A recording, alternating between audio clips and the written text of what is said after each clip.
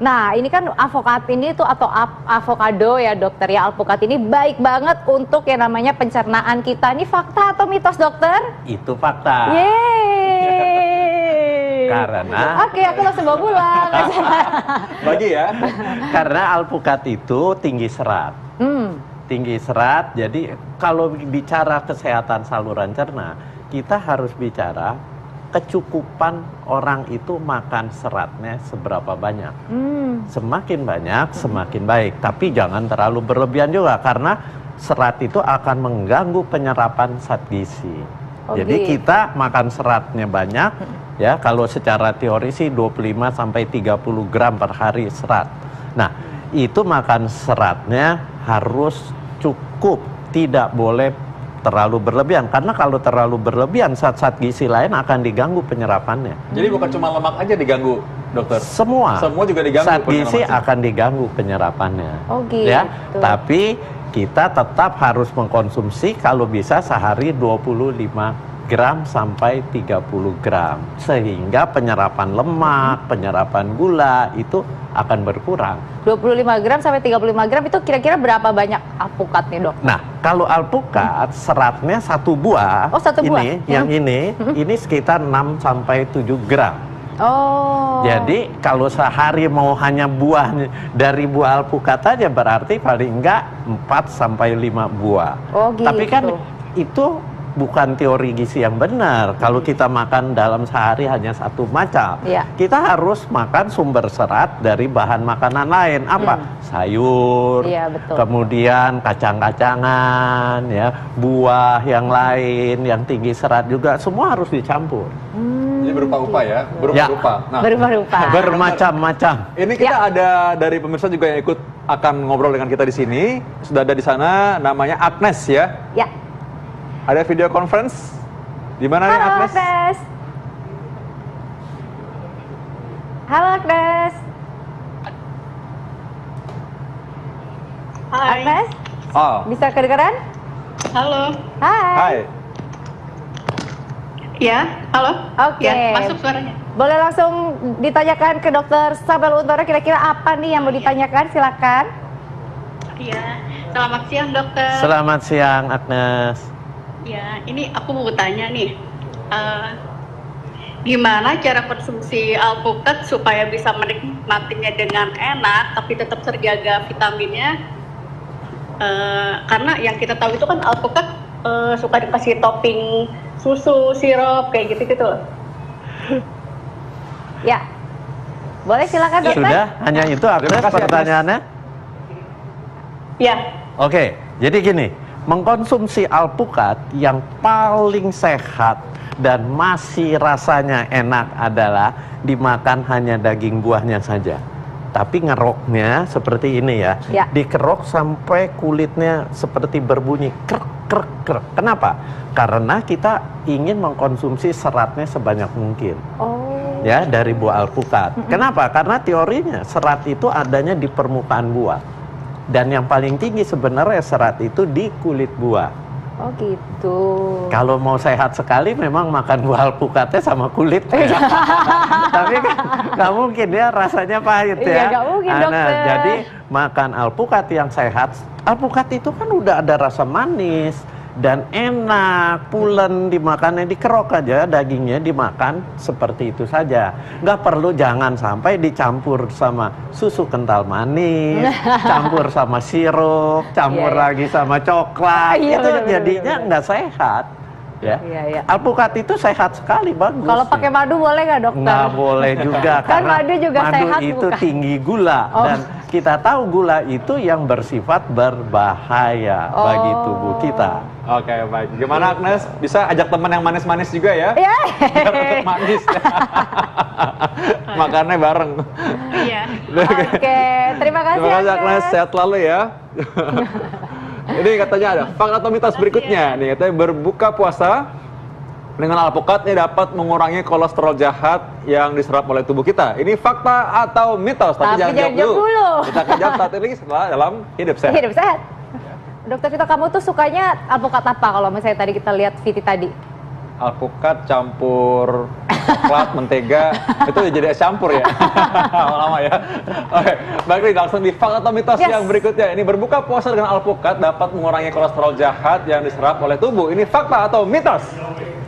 Ini fakta dari aspek buah alpukatnya dapat menurunkan kolesterol, terutama kolesterol jahatnya, LDL-nya. Tapi totalnya juga ikut turun, dan yang bagusnya HDL kolesterol baiknya dia akan meningkat. Dan kita tahu kolesterol baik itu yang akan menarik si LDL kolesterol untuk kembali diolah di hati kita. Ya, nah dia ditarik, diolah sehingga LDL-nya yang masuk ke dalam pembuluh darah tubuh kita itu tidak sampai melekat di dinding pembuluh darah. Oh gitu. Makanya saya bilang fakta. Tapi aduh, ada tapinya nih. Syarat dan ketentuan berlaku ya. Tapi syaratnya bukan berbuka dia sebenarnya yang bagus. Saat dia berbuka. Saat sahur. Oh. Kenapa? Karena pada saat berbuka, apalagi baru kita membatalkan puasa kita, itu harus buah yang tinggi karbohidrat. Oh, gitu. Artinya dalam rangka buat apa? Kita ingin menaikkan kadar gula darah yang sudah menjelang sore, menjelang ke jam 6, itu kadar gula darahnya udah rendah. Makanya badan terasa lemes. Jadi untuk meningkatkan itu, kan banyak dibilang berbukalah dengan yang manis. Betul. Tapi yang manis itu bukan yang sesat. Jadi manisnya dari manis buah. Buahnya yang apa? Buah yang banyak air. Untuk berbuka itu paling tepat adalah semangka, melon, jeruk yang manis. Nah, itu di jus. Sehingga yang diminum adalah sari buahnya. Kadar gula darahnya akan segera naik. Sementara pada saat sahur kita butuh buah yang tinggi serat. Supaya apa? Supaya awet di dalam darah, kadar gula darah naiknya pelan-pelan. Waktu dia naik pelan-pelan, nanti turunnya juga akan perlahan-lahan. Sehingga menjelang sore dia masih ada kadar gula darahnya masih cukup stabil. Nah, itu yang tinggi serat apa? Ya buah alpukat. Tapi kelebihan alpukat sebenarnya dia karbohidratnya tidak tinggi. Jadi Anda makan sahurnya campuran. Ada alpukat, ada buah yang tinggi serat, tapi gulanya, karbohidratnya juga cukup tinggi. Seperti apa? Apel, pir. Nah, kalau alpukat istimewanya tinggi lemaknya. Nah, ini ngomong-ngomong soal tinggi lemaknya nih dokter, ini kalau misalnya aku dengar-dengar nih, kata mama aku nih, kalau misalnya makan alpukat, apalagi pas lagi kita buka puasa, ini baik untuk kesehatan jantung. Fakta atau mitos dokter?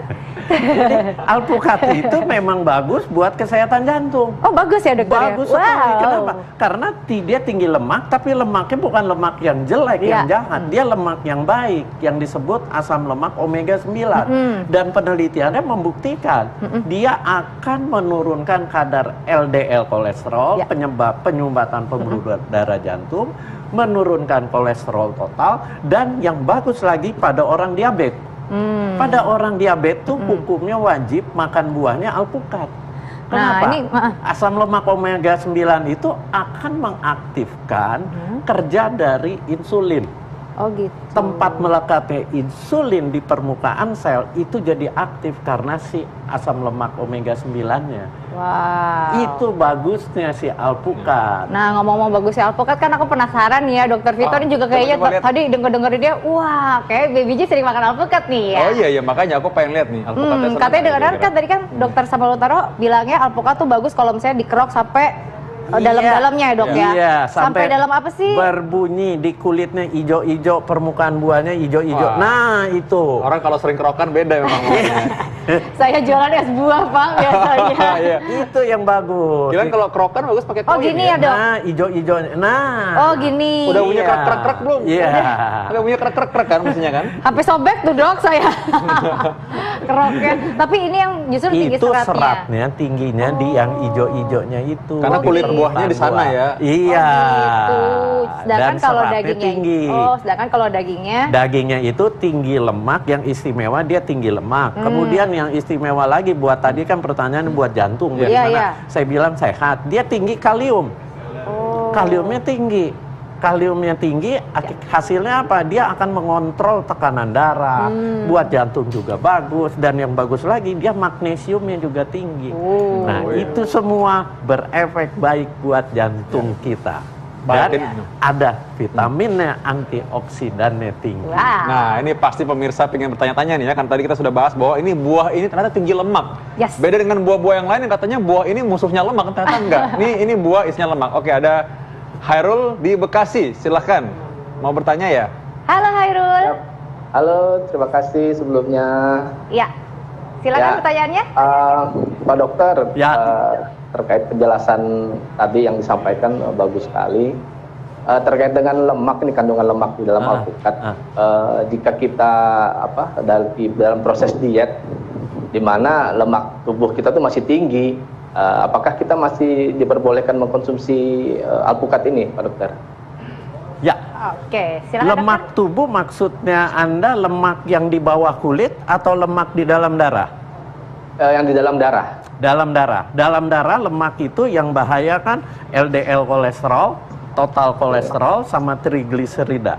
Nah, ternyata dari penelitian dengan makan buah alpukat yang tinggi lemak, tapi lemaknya asam lemak omega 9, itu lemak yang sehat, itu justru akan menurun kadar LDL-nya. Kadar kolesterol totalnya itu menurun, dan trigliserida darahnya juga turun. Gula darah lebih terkontrol. Kenapa? Karena dia tinggi asam lemak omega 9 yang sejenis adanya di olive oil, minyak zaitun, canola oil. Jadi pertanyaan Anda, apakah boleh? Saya justru menyarankan makan buahnya alpukat, Pak. Berapa banyak nih dokter? Berapa banyak kira-kira? Berapa banyak? Sehari berapa kali? Berapa banyak? Jadi gini, kalau buah alpukat yang sebesar ini, yang besar, ini sehari 1 sampai 2 buah boleh. Kalau yang kecil boleh sampai 3 buah. Oh gitu. Tapi ini namanya bahan makanan. Kalau bahan makanan itu harus dikonsumsinya rutin. Jangan konsumsinya 2 minggu sekali baru makan alpukat, jangan. Baik. Paling nggak dalam seminggu Anda harus makan 4 sampai 5 kali buah alpukat ini. Kalau bisa buat yang diabetes tiap hari. Oke. Baik, terima kasih Dokter Samuel, dan terima kasih juga Hairul yang sudah bertanya tadi ya. Bagi pemirsa yang lain yang ingin bertanya juga boleh. Ya, terima kasih, semoga sehat terus. Bagi pemirsa yang lain yang ingin bertanya juga, silakan boleh menghubungi follow di IG kami Hidup Sehat TV One, dan juga bisa DM dan bisa nomor telepon DM supaya nanti bisa langsung bertanya jawab di studio kami bersama dengan dokter-dokter Hidup Sehat TV One. Betul Dok, sekali. tadi tips ya dokter ya, bagaimana sih kita menikmati alpukat ini, apalagi sekarang lagi bulan puasa, tadi katanya bahwa ini karbohidratnya dikit kan? Apakah lemak ini cukup nggak memberikan tenaga untuk tahan selama menjalani puasa misalnya? Jadi gini, ini tetap dikonsumsinya yang terbaik adalah sahur. Sahur ya dokter ya? Sahur, bukan di berbuka. Karena di berbuka kita butuh karbohidrat yang tinggi yang menaikkan kadar gula darah. Ya, kalau ini kan karbohidratnya rendah, justru dia lemaknya tinggi dan seratnya tinggi. Lemak dan serat itu menyebabkan pencernaannya di lambung lebih lambat. Kalau dia lebih lambat, rasa kenyangnya akan lebih lama. Jadi sekitar jam 11, jam 12 itu puasa aman, nggak terasa lapar. Nah, jadi tips saya, makanlah buah alpukat hanya dagingnya saja, yang dikerok seperti tadi, bukan dicampur dengan susu, dengan coklat, dengan sirup, di blender atau di jus terus disedot, seruduk. Aduh, jangan seperti itu.